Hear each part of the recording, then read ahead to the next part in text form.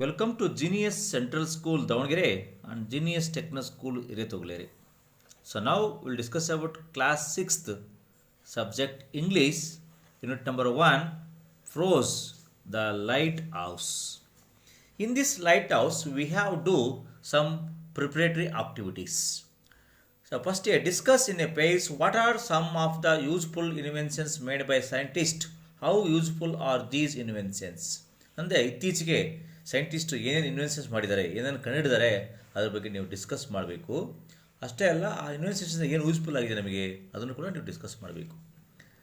Next, what would you our life be like without inventions? Discuss how our life will be if you do not have the following. ಅಂದರೆ ನಾವು ಏನೇನು ಕಂಡಿದ್ದೀವಿ ಅದ್ರ ಇನ್ವೆನ್ಷನ್ಸನ್ನು ಇವತ್ತು ನಾವು ಅದಿಲ್ಲಾಂದ್ರೆ ಏನಾಗ್ತಿತ್ತು ಅನ್ನೋದಕ್ಕೆ ಇಲ್ಲಿ ಕೊಟ್ಟಿದ್ದಾರೆ ನೋಡಿ example. Suppose we have inventions the electric light. ಇವತ್ತು ನಾವು ಎಲೆಕ್ಟ್ರಿಕ್ ಲೈಟನ್ನು ಇನ್ವೆನ್ಷನ್ ಮಾಡಿದ್ದೀವಿ. ಅದ್ರದ್ದು ಏನು ಉಪಯೋಗ ನಮಗೆ? ಯಾವ to study in the dark. ಅಂದರೆ ಡಾರ್ಕ್ ಅಂದರೆ ಕತ್ತಲೂ ಕೂಡ ನಾವು ಓದ್ಬೋದು, ಅಭ್ಯಾಸ ಮಾಡ್ಬೋದು. ಯಾವಾಗ? ಎಲೆಕ್ಟ್ರಿಕ್ ಲೈಟಿಂದ. ಅದೇ ರೀತಿ ಟೆಲಿಫೋನಿಂದ ಏನು ಮಾಡ್ಬೋದು? ಯಾವ ಟು ಕಮ್ಯುನಿಕೇಟ್ ಟು ಅದರ್ಸ್. ನಾವು ಬೇರೆ ಜೊತೆಗೆ ಕಮ್ಯುನಿಕೇಟ್ ಮಾಡ್ಬೋದು, ಮಾತಾಡ್ಬೋದು. ದ ಕಂಪ್ಯೂಟರ್ ಏನು ಮಾಡ್ಬೋದು? Have to calculate on typing. Calculate ಮಾಡ್ಬೋದು, ಟೈಪಿಂಗ್ ಮಾಡ್ಬೋದು, ಅಸೆಸ್ಮೆಂಟ್ ಮಾಡ್ಬೋದು. Then the bicycle have to ride ಮಾಡ್ಬೋದು ಅಲ್ವಾ. The television have to see, distance ಇರುವಂಥ ಅಬ್ಸರ್ವೇಷನ್ ಬಂದು ಶೇರ್ ಮಾಡೋದು. The medicine have to illness, ನಮ್ಮ ಕಾಯಿಲೆಗಳನ್ನು ಗುಣಪಡಿಸೋಕ್ಕೆ ಉಪಯೋಗಿಸ್ಕೋಬೋದು. The plastic material have to home things. Home ಅಂದರೆ ನಮ್ಮ ಮನೆಗೆ ಬೇಕಾದಂಥ ವಸ್ತುಗಳನ್ನು ಮಾಡ್ಕೊತೀವಿ. X-ray have to check our bones. ನಮ್ಮಲ್ಲಿ ಬೋನ್ಸಲ್ಲಿ ಏನಾರು ವ್ಯತ್ಯಾಸ ಆಗಿದ್ದರೆ ಆ ಬೋನ್ಸ್ಗಳನ್ನು ಚೆಕ್ ಮಾಡುತ್ತೆ ಎಕ್ಸ್ರೇ. ಹೀಗೆ ಅನೇಕ ಇನ್ವೆನ್ಷನ್ಸ್ ನಮಗೆ ಉಪಯೋಗ ಆಗಿದೆ. ಹಾಗಾಗಿ ಇವತ್ತು ಚಾಪ್ಟರ್ ನಂಬರ್ 1 ಲೈಟ್ ಹೌಸ್ ಅಂತ ಇವತ್ತು ನಾವು ಡಿಸ್ಕಸ್ ಮಾಡೋಣ. ಈ ಲೈಟ್ ಹೌಸಲ್ಲಿ ಏನು ಬರುತ್ತೆ ನೋಡಿ, look here.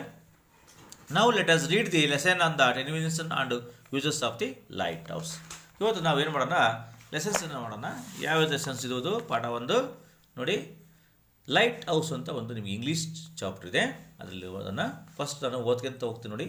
Rajiv and his father Madhav were very happy that day.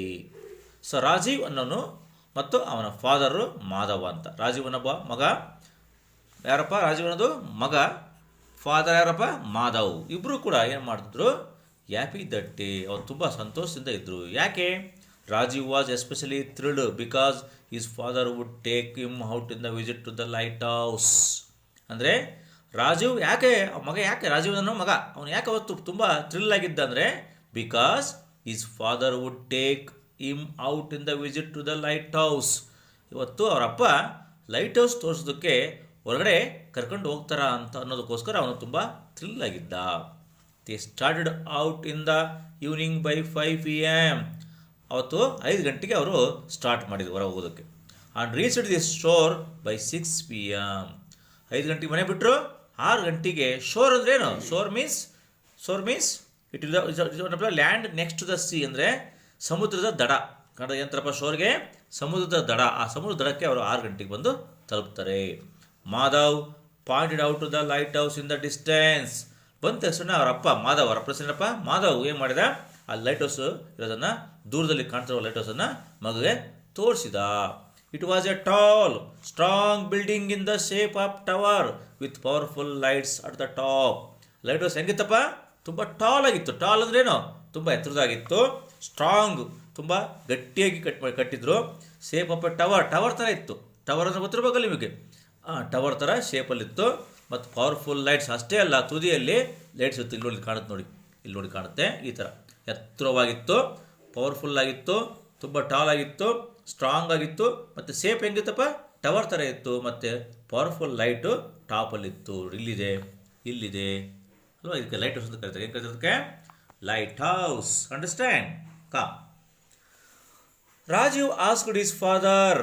Rajiv ಅಂದರೆ ಮಗ ತನ್ನ ಅಪ್ಪನನ್ನು ಕೇಳ್ತಾರೆ, papa what is the use of these lighthouses? ಅಪ್ಪ ಹಂಗಾರೆ ಈ ಲೈಟ್ ಹೌಸಿಂದ ಏನು ಉಪಯೋಗ ಇದೆ ನಮಗೆ ಅಂತ ಮಗ ಕೇಳ್ತಾನೆ ಅಪ್ಪನ್ನ. ಮಾಧವ್ ಸೆಡ್, ಅಪ್ಪ ಹೇಳ್ತಾನೆ, they help the sailors to know where the land is and what places they are near. ಅಂದರೆ ಅದರಿಂದ ಏನು ಉಪಯೋಗ ಅಂತ ಹೇಳ್ತಾನೆ? They help the sailors to know. What is sailors ಅಂದರೆ ಏನಪ್ಪ ಅಂದರೆ one who travels in the sea. ನಾವಿಕ ಅಂದರೆ ಹಡಗನ್ನು ನಡೆಸುತ್ತಿರುವಂತನಿಗೆ ಸೇಲರ್ ಅಂತ ಕರೀತಾರೆ. ಹಡಗನ್ನ ನಡೆಸುವಂತ ಡ್ರೈವರ್ಗೆ ಅಂತ ಕರೀತಾರೆ, ಸೇಲರ್ಸ್ ಅಂತ ಕರೀತಾರೆ. One who travels in the C ಅಂತ ಕರೀತಾರೆ. ಏನು ಯಾಕೆ ಅವನ್ನ ದೊಡ್ಡ ದೊಡ್ಡ ಅವನ್ನ ಟವರ್ಗಳನ್ನೇ ಮಾಡಿರ್ತಾರೆ, ಲೈಟ್ ಹೌಸ್ ಮಾಡಿರ್ತಾರೆ ಅಂದರೆ ಹಡಗನ್ನ ನಡೆಸುವಂಥ ನಾವಿಕಗೆ ಗೊತ್ತಾಗಲಿ where the land is, land ಎಲ್ಲಿದೆ ಅಂತ ಗೊತ್ತಾಗುತ್ತೆ. ಅಂದರೆ ಸಮುದ್ರ ಎಲ್ಲ ಹೋದಾಗ, ನಟ್ಟಂಡ ಸಮುದ್ರಕ್ಕೆ ಹೋದಾಗ ಲ್ಯಾಂಡೇ ಕಾಣಲ್ಲ ನಮಗೆ. ತುಂಬ ದೂರದಿಂದ ಹೋದಾಗ ನಾವು ಲ್ಯಾಂಡೇ ಕಾಣಲ್ಲ. ಹಾಗಾಗಿ ಅದಕ್ಕೋಸ್ಕರ ಲ್ಯಾಂಡ್ ಕಾಣೋಕ್ಕೋಸ್ಕರ ಅಂದರೆ ಸಮುದ್ರಕ್ಕೆ ನಾವಿಕೆ ಗೊತ್ತಾಗಬೇಕು ಲ್ಯಾಂಡ್ ಎಲ್ಲಿದೆ ಅಂತ ಗೊತ್ತಾಗಬೇಕು. ಯಾಕಂದರೆ ಅವನಿಗೆ ಆ ಕತ್ಲಲ್ಲಿ ಆ ಹಡಗನ್ನು ನಡೆಸ್ತಾನಲ್ಲ, ನಡೆಸ್ತಿರ್ಬೇಕಾರೆ ತುಂಬ ಸುತ್ತಲೂ ನೀರಿರುತ್ತೆ, ಸಮುದ್ರ ದಡ ಕಾಣ್ತಿರೋದಲ್ಲ, ಅದಕ್ಕೆ ದಡ ಕಾಣಲಿ ಅಂತ ಹೇಳಿ ಅವ್ರು ಲೈಟ್ ಹೌಸನ್ನು ಹಾಕಿರ್ತಾರೆ. And the land and what the places they are near, ಅಂದರೆ ಅದು ಸಮುದ್ರದ ಲೈಟ್ ಕಾಣ್ತಂದ್ರೆ ಅವ್ನಿಗೆ ಗೊತ್ತಾಗುತ್ತೋ ಈಗ ಹತ್ತಿರ ಇದೆ, ನಾವು ಸಮುದ್ರ ದಡಕ್ಕೆ ಹತ್ತಿರ ಇದ್ದೇವೆ ಅಂತ ಅವನಿಗೆ ಗೊತ್ತಾಗುತ್ತಂತೆ. ಯಾರಿಗೆ? ನಾವಿಕಗೆ. ಅದಕ್ಕೋಸ್ಕರ ಲೈಟ್ ಹೌಸ್ಗಳನ್ನು ಎತ್ತರವಾಗಿ ಲೈಟ್ ಹಾಕಿ ನಿಲ್ಲಿಸಿರ್ತಾರೆ. Sometimes they are in the seashore and sometimes in the sea. ಒಂದೊಂದ್ಸಲ ಅವರು ಸೀ ಶೋರ್ ಹತ್ತಿರ ಇದ್ದಾವೋ ಅಥವಾ ಸಮುದ್ರ ದೂರ ಇದ್ದಾವೆ ಅಂತ ಗೊತ್ತಾಗುತ್ತೆ. They are in place which are dangerous to ships and they help to warm and guide the sailors. ಒಂದೊಂದ್ಸಲಿ ಕೆಲವೊಂದು ಶಿಪ್ಗಳು ಡೇಂಜರಸ್ ಪ್ಲೇಸ್ ಇರ್ತಾವೆ, ಅಂದರೆ ತುಂಬ ಮಳೆ ಗಾಳಿ ಬರ್ತಾಯಿದ್ರೆ, ಬಿರುಗಾಳಿ ಬೀಸ್ತಿದ್ರೆ ಡೇಂಜರಸ್ ಪ್ಲೇಸ್ ಇರ್ತವೆ. ಆವಾಗ ಆ ಶಿಪ್ಸ್ಗಳಿಗೆ ಈ ಲೈಟ್ ಹೌಸ್ನಿಂದ ತುಂಬ ಉಪಯೋಗ ಆಗುತ್ತೆ. They help to warm and guide to sailors, ತುಂಬ ಹೆಲ್ಪ್ ಆಗುತ್ತೆ. ಅಷ್ಟೇ ಅಲ್ಲ, ಸೇಲರ್ಸ್ ಅಂದರೆ ಹಡಗನ ನಡೆಸುವಂಥ ನಾವಿಕಗೆ ಗೈಡ್ ಮಾಡೋಂಕತಿ ಯಾವುದು? ಲೈಟ್ ಹೌಸ್ಗಳು. ರಾಜೀವ್ ವಾಸ್ ಕ್ಯೂರಿಯಸ್, ಇದರಿಂದ ರಾಜುಗೆ ತುಂಬ ಕ್ಯೂರಿಯಸ್ ಅಂದರೆ ಕುತೂಹಲ ಹುಡ್ತು. ಈ set but how do they work. ಸರಿಯಪ್ಪ, ಹಂಗಾರೆ ಹೇಗೆ ವರ್ಕ್ ಮಾಡ್ತೇವೆ ಆ ಲೈಟ್ ಹೌಸ್ಗಳು, ಹೆಂಗೆ ವರ್ಕ್ ಮಾಡ್ತೇವೆ, how do they work? Madhav replied, modern light houses use powerful electric lights. ಅದಕ್ಕೆ ಅವ್ರ ಅಪ್ಪ ಹೇಳ್ತಾನೆ, ಇವತ್ತು ತುಂಬ ಕಾಲ ಬದಲಾಗಿದೆ, ಸೈಂಟಿಸ್ಟು ತುಂಬ ಇನ್ವೆನ್ಷನ್ ಮಾಡಿದ್ದಾರೆ, ಸೈನ್ಸ್ ಕೂಡ ಬೆಳೆದಿದೆ, ಹಾಗಾಗಿ ಮಾಡರ್ನ್ ಲೈಟ್ ಹೌಸಸ್ ಇದಾವಲ್ಲ, ಈಗ ಇತ್ತೀಚೆಗೆ ಕಟ್ಟಿರುವಂಥ ಲೈಟ್ ಹೌಸ್ಗಳು ಇದಾವಲ್ಲ, ಅವು ತುಂಬ ಪವರ್ಫುಲ್ ಎಲೆಕ್ಟ್ರಿಕ್ ಲೈಟ್ಗಳನ್ನು ಬಿಂಬಿಸ್ತವೆ ಅಂತ ಹೇಳ್ತಾನೆ. Rajiv asked, but what about those days when there was an electricity. ಮತ್ತೆ ಮಗ ಕೇಳ್ತಾನೆ, ಹಂಗಾರೆ ಸರಿಯಪ್ಪ, ಇವತ್ತಿನ ಮಾಡರ್ನ್ ಲೈಫ್ ಬಂದಿದೆ, ಮಾಡರ್ನ್ ಲೈಟ್ ಹೌಸ್ಗಳು ಬಂದಿದ್ದಾವೆ, ಪವರ್ಫುಲ್ ಎಲೆಕ್ಟ್ರಿಕ್ ಲೈಟ್ ಇದ್ದಾವೆ, ಬಟ್ ಹಿಂದೆ ಅಂದರೆ ಹಳೆ ಕಾಲದಲ್ಲಿ ಗೋಲ್ಡನ್ ಡೇಸಲ್ಲಿ ಹೇಗೆ where there was a electricity, ಅವಾಗ ಎಲೆಕ್ಟ್ರಿಸಿಟಿ ಇರಲಿಲ್ಲ, ಹೌದಾ? ಅವಾಗ ಆ ಲೈಟ್ ಹೌಸ್ಗಳು ಹೇಗೆ ಬೆಳೆತಿದ್ವು, ಹೇಗೆ ಅದನ್ನು ಲೈಟನ್ನು ಹಾಕ್ತಿದ್ರು, ಎಲೆಕ್ಟ್ರಿಸಿಟಿ ಕಂಡಿದ್ದೇ ಇಲ್ಲ, ಹಾಗಾಗಿ ಹೇಗೆ ಮಾಡ್ತಿದ್ರು ಅಂತ ಕೇಳ್ತಾನೆ. ಅದಕ್ಕೆ ಮಾಧವ ಮಾಧವ ನಗ್ತಾನೆ, you are a clever boy. ಹೌದು ಮಗ, ನೀನು ಹೇಳಿದ ಕ್ವಶನ್ ಕರೆಕ್ಟ್ ಇದೆ, ನೀನು ಜಾಣ. My son, in olden days wood fires would be lit in high places on the shore. ಮೊದಲೆಲ್ಲ ಏನು ಮಾಡಿದ್ರಪ್ಪ ಅಂದರೆ ವುಡ್ ಫೈರ್ಸ್ ಅಂದರೆ ಒಣಗಿದ ಕಟ್ಟಿಗೆಗಳನ್ನು ತಂದುಬಿಟ್ಟು ಶೋರ್ ಅಂದರೆ ಸಮುದ್ರ ದಡದಲ್ಲಿ ಬೆಂಕಿ ಹಚ್ಚಿ ಬಿಡ್ತಿದ್ರು. Later the large number of candles were used with a glass around them to keep out of the window. First ಏನು ಮಾಡಿದ್ರು, ಒಣಗಿ ಕಟ್ಟಿಗೆಗಳಲ್ಲಿ ಬೆಂಕಿ ಹಚ್ತಿದ್ರು, ಬೆಂಕಿ ಹಚ್ಚಿ ಶೋರಲ್ಲಿ ಇಟ್ಟಾಗ ಅದು ಕಾಣ್ತಾ ಇತ್ತು. ಕೆಲವು ದಿನ ನಂತರ ಮತ್ತೆ ಮಾಡಿದ್ರು, ಕ್ಯಾಂಡ್ಲು, ದೊಡ್ಡ ದೊಡ್ಡ ಕ್ಯಾಂಡ್ಲ್ಗಳನ್ನು ತಗೊಂಬಂದರು, ದೊಡ್ಡ ದೊಡ್ಡ ಕ್ಯಾಂಡ್ಲ್ಗಳು ಇಟ್ಬಿಟ್ಟು ಅದಕ್ಕೆ ಗಾಳಿಯಿಂದ ರಕ್ಷಣೆ ಕೊಡ್ಬೇಕಲ್ಲ, ಯಾಕಂದರೆ ಕ್ಯಾಂಡ್ಲು ಇಟ್ಟಾಗ ನಂದಿ ಹೋಗ್ಬಿಡುತ್ತೆ ಗಾಳಿ ಬೀಸಿದಾಗ, ಅದಕ್ಕೋಸ್ಕರ ಅದು ನಂದಿ ಹೋಗ್ಬಿಡುತ್ತೆ ಏನು ಮಾಡಿದ್ರು, ಆ ಕ್ಯಾಂಡ್ಲ್ ಸುತ್ತು ಗ್ಲಾಸನ್ನು ನಿರ್ಮಿಸಿದರು. ಗ್ಲಾಸನ್ನು ನಿರ್ಮಿಸಿ ಇಡ್ತಾ ಇದ್ರು ಅಂತ ಹಿಂದಿನ ಕಾಲದಲ್ಲಿ. ಯಾವಾಗ ಎಲೆಕ್ಟ್ರಿಸಿಟಿನೂ ಫೈಟ್ ಆಗಿರಲಿಲ್ಲ, ಎಲೆಕ್ಟ್ರಿಸಿಟಿನೂ ಕಂಡಿಡಿದಿಲ್ಲ, ಅವಾಗ ಏನು ಮಾಡಿದ್ರಪ್ಪ, ಈ ಲೈಟ್ ಹೌಸ್ ಮೇಲ್ಗಡೆ ಬೆಂಕಿಯನ್ನು ಕಾಸ್ತಾ ಇದ್ರು, ಅಂದರೆ ಒಣಗಿದ ಕಟ್ಟಿಗೆಗಳಿಂದ. ಮತ್ತು ಕ್ಯಾಂಡಲನ್ನು ಇಟ್ಬಿಟ್ಟು ಅದ್ರ ಮೇಲೆ ಗಾಳಿ ತಡೆಯೋಕ್ಕೋಸ್ಕರ, ವಿಂಡೋನ ತಡೆಯೋಕ್ಕೋಸ್ಕರ ಏನು ಮಾಡಿದ್ರು, ಗ್ಲಾಸನ್ನು ಸುತ್ತಲೂ, glass around them to keep out of the window. You know Rajeev, ನಿಮ್ಗೆ ಗೊತ್ತಾ, in those days before lighthouses were built, sailors who got lost in the sea had no ways getting back to land. So you know Rajiv ಗೊತ್ತಾ, those days ಅಂದರೆ ಹಳೆ ಕಾಲದಲ್ಲಿ ಏನು ಮಾಡಿದ್ರು, ಹಿಂದಿನ ದಿನಗಳಲ್ಲಿ ಬಿಫೋರ್ ಲೈಟ್ ಹೌಸ್ ಬರೋದಕ್ಕಿಂತ ಮೊದಲು, ಲೈಟ್ ಹೌಸನ್ನು ಕಟ್ಟೋದಕ್ಕಿಂತ ಮೊದಲು, sailors who got lost in the sea and nowhere getting to the back land. ಅವಾಗ ಏನಾಗ್ತಿತ್ತು ಅವನಿಗೆ, ಸೇಲರಿಗೆ ವಾಪಸ್ ದಡಕ್ಕೆ ಹೇಗೆ ಬರಬೇಕು ಅಂತ ಗೊತ್ತನೇ ಆಗ್ತಿರ್ಲಿಲ್ಲ ಅಂತ. ಯಾಕಂದರೆ ಲೈಟ್ ಹೌಸ್ ಇಲ್ಲ ಅಂದರೆ ದಡ ಇಲ್ಲಿದೆ ಅಂತ ಗೊತ್ತಾಗಲ್ಲ. ಸಮುದ್ರದಲ್ಲಿ ಹೋದಾಗ ನಿಮಗೆ ಆಗ್ಬೋದು, ಮೋಸ್ಟ್ಲಿ ಆ ಥರ ಫೀಲಿಂಗ್ ಆಗಲಿ. ಸೊ ನೋಡಿ, ನೀವು ಸಮುದ್ರದಲ್ಲಿ ಹೋದಾಗ ಗೊತ್ತಾಗುತ್ತೆ ನಿಮಗೆ, ಸುತ್ತಲೂ ನೀರು ಕಾಣ್ತಿರುತ್ತೆ, ಎಲ್ಲಿ ದಡ ಕಾಣ್ತಿರಲ್ಲ. ಹಾಗಾಗಿ ಅನೇಕ ಜನ ಹಿಂದೆ ವಾಪಸ್ಸೇ ಬರದಂಗೆ ಅಲ್ಲೇ ಸಮುದ್ರದಲ್ಲೇ ಸತ್ತೋಗಿರ್ತಾರೆ, ಯಾಕಂದರೆ ಲ್ಯಾಂಡೇ ಗೊತ್ತಾಗಲ್ಲ ಇಲ್ಲಿದೆ ಅಂತ. They also had the danger of dashing against high rocks in the darkness in the sea.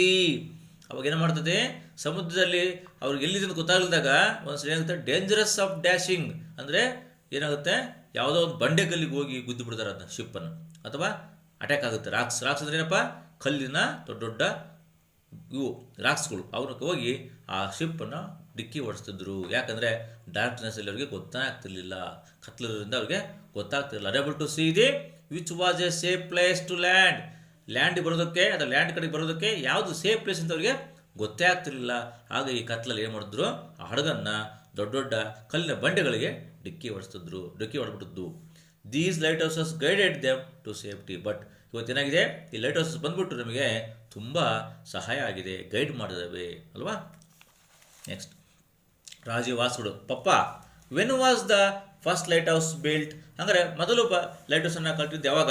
When was the first lighthouse built ಅಂದರೆ ಹಿಂದಿನ ಕಾಲದಲ್ಲಿ ಮೊಟ್ಟ ಮೊದಲ ಬಾರಿಗೆ ಲೈಟ್ ಹೌಸನ್ನು ಕಟ್ಟಿದ್ದು ಯಾವಾಗ ಅಂತ ಕೇಳ್ತಾನೆ. ವೆನ್ ಅಂದರೆ ಯಾವಾಗ ಅಂತ. ಐ ಡೋಂಟ್ ನೋ ಮಗು, ನನಗೆ ಗೊತ್ತಿಲ್ಲ. ಮೈ ಸನ್ ಮಾಧವ್ ರಿಪ್ಲೈಡ್, ನನಗೆ ಗೊತ್ತಿಲ್ಲ ಮಗು ಅಂತ ಹೇಳ್ತಾರೆ ಅವರಪ್ಪ. But I believe that in the olden days many fishermen were lost in the sea and were unable to return home. But ನನಗೆ ಅದು ಗೊತ್ತು, ಅದು ಯಾವಾಗ ಕಟ್ಟಿದ್ರೆ ಗೊತ್ತಿಲ್ಲ. ಬಟ್ ಭಾಳಷ್ಟು ಜನ ಫಿಷರ್ಮೆನ್ಗಳು ಅಂದರೆ ಮೀನು ಹಿಡಿಯಕ್ಕೆ ಹೋಗಿರ್ತಾರಲ್ಲ, ಅವರು ಸಮುದ್ರಕ್ಕೆ ಹೋಗಿರ್ತಾರೆ, ವಾಪಸ್ ಬರೋದು ಗೊತ್ತಾಗದಲೇ ಎಷ್ಟೋ ಜನ ಸಮುದ್ರದಲ್ಲೇ ಸತ್ತೋಗಿರ್ತಾರೆ. The people on the land were worried and at helpless to guide them. ಅವಾಗ ಏನಾಗ್ತಿತ್ತು, ಲ್ಯಾಂಡಲ್ಲಿ ಇದ್ದಂಥ ಅವರ ಮಕ್ಕಳು ಮತ್ತು ಅವ್ರ ಹೆಂಡತಿಗಳಿಗೆ ತುಂಬ ವರಿಡ್ ಆಗ್ತಿತ್ತು, ಅವ್ರ ಸಮುದ್ರಕ್ಕೆ ವರಿಡ್ ಆಗ್ತಿತ್ತು. ಯಾಕಂದರೆ ಇವತ್ತು ಫಿಷರ್ಮನ್ ಹೋದಂದರೆ ವಾಪಸ್ ಬರೋದೇ ಕಾಯಂ ಇರಲಿಲ್ಲ, ಯಾಕಂದರೆ ಲೈಟ್ ಹೌಸ್ ಇರಲಿಲ್ಲ. ಹಾಗಾಗಿ ಏನು ಮಾಡಬೇಕು ಅಂತ ಅವರು ಹೆಲ್ಪ್ಲೆಸ್ ಟು ಗೈಡ್ ದೇಮ್, ಅವ್ರಿಗೆ ಗೈಡ್ ಮಾಡೋಕ್ಕೆ ಗೊತ್ತಾಗ್ತಿರ್ಲಿಲ್ಲ. ಯಾಕಂದರೆ ಅವಾಗ ಫೋನ್ ಇರಲಿಲ್ಲ, ಮೊಬೈಲ್ ಇರಲಿಲ್ಲ, ಲೈಟ್ ಹೌಸ್ ಇರಲಿಲ್ಲ. ಸಮುದ್ರಕ್ಕೆ ಹೋದಂಥ ಫಿಷರ್ಮೆನ್ಗಳು ವಾಪಸ್ಸು ಹೇಗೆ ಬರ್ತಿದ್ರು, ಒಂದ್ಸರಿ ಬರ್ತಾನೆ ಇರಲಿಲ್ಲ. ಬರಲಿದ್ದಾಗ ಹೇಗೆ ಅವ್ರಿಗೆ ಹೆಲ್ಪ್ ಮಾಡಬೇಕು ಅಂತ ಚಿಂತಾಕ್ರಾಂತರಾಗಿದ್ದರು. ಯಾರು? ಅವ್ರ ಸಂಬಂಧಿಕರು. Then group of clever hang man hit up on to the idea. ಕೊನೆಗೆ ಏನಾಯ್ತು, ಕೆಲವು ಗುಂಪುಗಳು ಚೆನ್ನಾಗಿ ಸೇರಿಕೊಂಡು, ಕ್ಲೆವರ್ ಅಂದರೆ ತುಂಬ ಬುದ್ಧಿವಂತ ಜನರು ಸೇರಿಕೊಂಡು ಒಂದು ಐಡಿಯಾನ ಮಾಡ್ತಾರೆ. ಒಂದು ಐಡಿಯಾ ಅಂದರೆ ಒಂದು ಚಿಂತನೆಯನ್ನು ಮಾಡ್ತಾರೆ. They collected a few use locks on lots of dry branches and set fire to them. ಏನು ಮಾಡ್ತಾರೆ ಅವರು? ಐಡಿಯಾನ ಅನೇಕ ಒಣಗಿದ ಕಡೆಗಳನ್ನು ತಗೊಂಡು ಒಟ್ಟುಗೂಡಿಸಿ ಅದಕ್ಕೆ ಬೆಂಕಿಯನ್ನು ಹಚ್ತಾ ಇದ್ರು. They were laughed at by elders. ಅದು ನೋಡಿ ಅವ್ರು ಹಿರಿಯರು ಏನು ಮಾಡಿದ್ರು, ಈ ಹುಡುಗರು ಮಾಡಿದ್ರಲ್ಲ, ಇದು ನೋಡಿ ಹಿರಿಯರು ನಗ್ತಾ ಇದ್ರಂತೆ, ಯಾಕೆ ಮಾಡ್ತಾರೆ ಹುಡುಗರು ಅಂತ.